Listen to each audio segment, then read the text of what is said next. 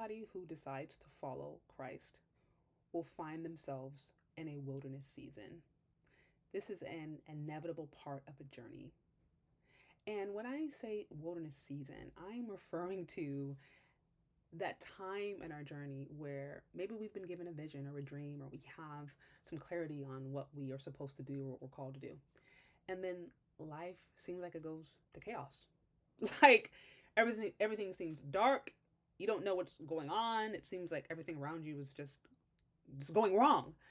And it almost seems like the very opposite is happening. The very thing that you believe you're supposed to do or you believe you're supposed to go, the opposite of that is happening.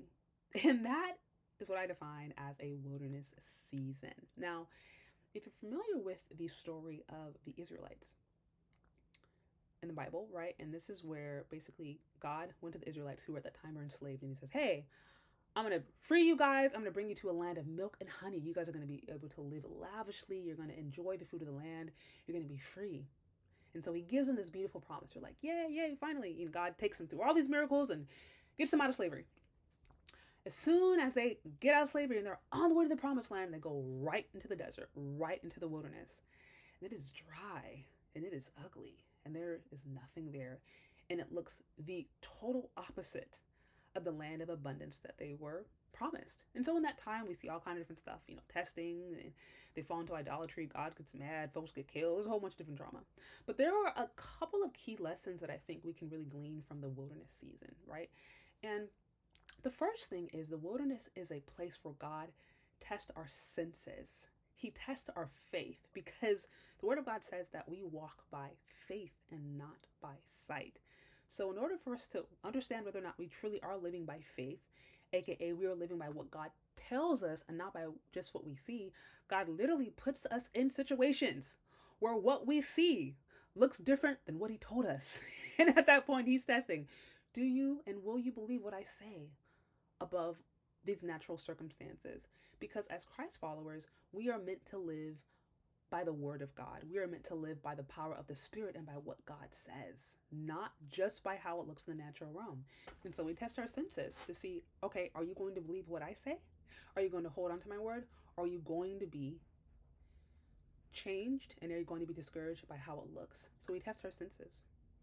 He also reveals idols. We see in the story of the Israelites, they started creating idols and doing all kind of different stuff. When Moses was spending time with God and receiving the Ten Commandments, they pretty much rebelled. And then there were different times in the story when they were doing all kind of different stuff, and God's like, "I'm sick of y'all," right? Basically.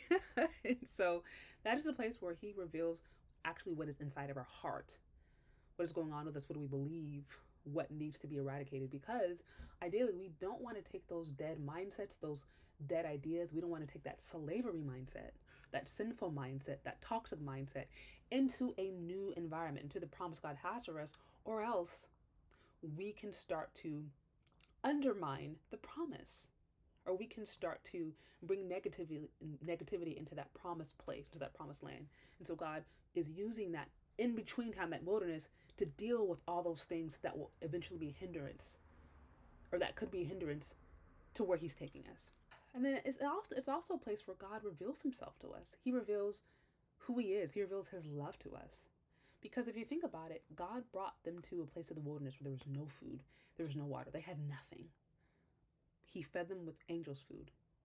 He fed them supernaturally. He brought water out of a rock. And so we see that in that place, God is bringing them to a place of utter dependence where they recognize that there's literally nothing they can do to survive, so that God could come through and show that He is a God who provides for them. He's a God that watches after them. He's a God that knows all of their needs. And sometimes we have to find ourselves in situations where we are literally stripped of our own ability to take care of ourselves, or the things that we turn to, or the things that we knew don't work, so that we can come to a place and say, God, you have to help me. I've done everything. I don't have what it takes. I don't have the answer to this problem. You have to help me. But in those moments, that is where we truly learn and understand about how much God does provide for us and how much God cares about the details of our life. It's in those moments. And then lastly, I think that's a place where God really shows us His miracles. He shows us his miracles. His miracles are seen sometimes in the place of our weakness. And listen, look, I'm not saying it's fun. I'm like, a lot of times I'm like, Lord, can't you show me a miracle this way? Like, if I could tell God how to do things. I'm not God, obviously, right? But sometimes I'd be wanting to tell God how to do stuff, right? I'd be telling God how to come through. And it don't always work like that. But we see there are all kinds of miracles happening that time. He said the very fact that their clothes didn't run out, nobody got sick, nobody was crazy like that. He sustained their health. It was a cloud by day. He was leading them, in a fire by night. I already mentioned the angels' food, right? And so there was miracles that were happening to sustain them even in that wilderness season. And sometimes I know, look, wilderness seasons suck. They're not fun to our flesh. They're usually there to to test our flesh, not so that we can be tortured, but so that we can learn these spiritual principles. But the bigger point is there is so much that we can learn from the wilderness season. There is so much that we can learn. It's not always fun, but we see that it's very purposeful. And I think the more we start to understand God's good heart for us and understand his love for us, then the easier it can be for us to walk through it. I'm not saying it's fun. I'm not saying that it's always going to be easy. And I'm not saying you're going to always get it right. But if we understand that wilderness season doesn't mean that you're wrong, it doesn't mean that you missed something, it doesn't necessarily mean that you're a horrible Christian or a horrible person, whatever. It could actually mean that you are on the way to where God has you. You are closer to your destiny than ever. But these things have to happen because God is so interested in us being healthy and being prepared and being the best versions of ourselves that we could ever be. And that requires sometimes a little bit of discipline. He says, God chastises those whom he loves. He scourges everybody that he sees as a son, considers a son or daughter.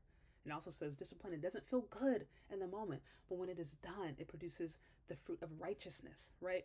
And so these moments, these wilderness, if you find yourself in the wilderness season, don't be discouraged or feel like you have lost it, you have missed it, you are destined to fail, and that you are far off from the promise. Actually, you could be closer to the promise than you could ever think.